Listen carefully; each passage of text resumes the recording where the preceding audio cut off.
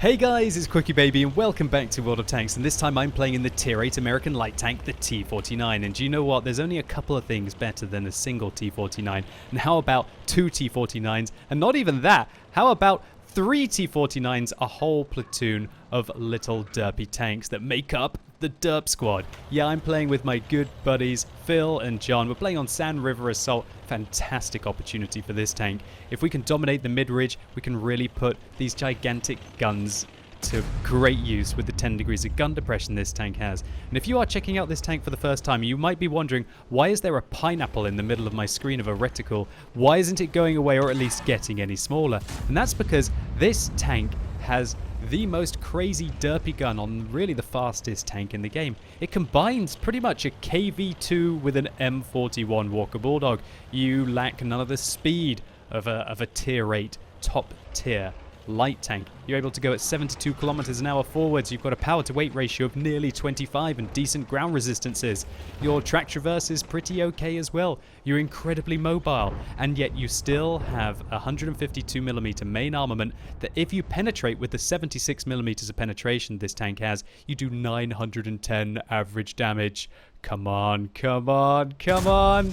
Oh yes, well, that's a low roll. Can you believe 792 damage to one of the three top tier tanks on the enemy team, and taking away pretty much half of his hit points is a low roll. And look at that. I think, who was that? John and Phil just went and totally took out that Rheinmetall Borsig Waffenträger on the enemy team. Now I'm going to have a go at a Jagdpanther. There we go. That's what happens when you don't penetrate with these high explosive rounds, because remember, you don't have to penetrate to still do damage with large caliber high explosive rounds, and that Jagdpanther is not very well actually he's dead now, with a T54 finishing him off, and I was able to do 352 damage to him. So look at this aim time. It is absolutely horrific. You have 3.6 seconds aim time in this tank and 0.6 accuracy. I'm thinking the Sturm Mill is going to go backwards, is he not? One-shotting the tier 7 German tank destroyer. Light tanks really shouldn't be able to do this. Well, actually, no light tank can really do this, apart from the T49. It's very novel from that perspective. And that's why a lot of people love to just play this tank to mess around, to have a lot of fun. And yeah, whenever me, John, and Phil play, at first I really didn't like playing these tanks in platoons. But the more we actually we had goes in it and had some funny moments, it doesn't really matter if you're going to perhaps not be the most competitive platoon ever, as long as you're going to have probably one of the most fun platoons. So look at this aim time, it's absolutely horrific. But as long as you fully aim the shots, then they do generally go pretty much where you aim. And obviously with the 3.6 meters, I believe, splash radius, yeah, 3.66 meters splash radius, you don't even have to hit the tank to often damage it or detrack it.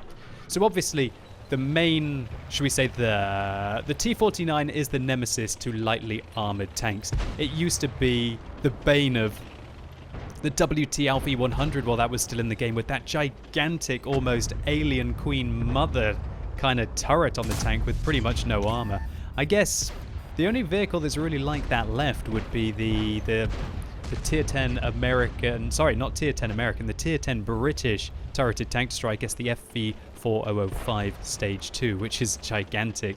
And if you can get to swing at one of those in the T49, you're pretty much going to be doing the 900 average damage every single time. But just, it's so annoying to have to just fire your shot early because you get spotted in the T49 and not have the full opportunity to aim at your target. Now, the dispersion on the T49, at least when you're moving, isn't really that bad. The problem with the T49 is whenever you move the turret even a tiny little bit, you make the dispersion really, really, really, really big. And so it takes a lot of control with your aiming, with your, I guess, your mouse coordination to make sure that you don't move the turret more than is necessary, because it just makes the bloom so darn big. So right now on Sand River, me, Phil, and John have picked up 3 kills between us, and we're doing our work on the mid-ridge. We're going backwards and forwards, trying to get vision, try and get some spots off, get some little derpy shots in, and we started this game really, really, really well, obviously with pretty much taking out the most of the WT Alpha Panzer IV, the Sturm Mill, and spelling the doom of the Jagdpanther. But now you've got to see that this vehicle, if when you're trying to engage at these mid to long ranges, unless the target is completely stationary, it's very hard to be effective with that 0.6 accuracy, the 3.6 seconds aim time. So of course, one of the ways to get around this with the T-49 is to fight up close and personal. Now, I fired every single one of my regular high explosive shells.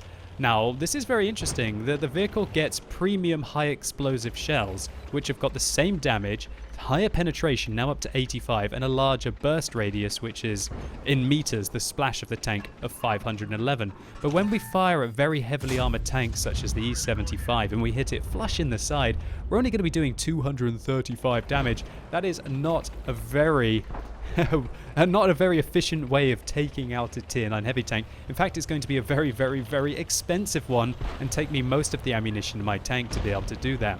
So what we're going to do is our Durp squad's going to try and surround the E-75 and see if we can manage to take him out. I put one into the back of the E-75, 256 that time, and now you see me loading a heat round with this tank. Now the heat rounds with this tank have less damage.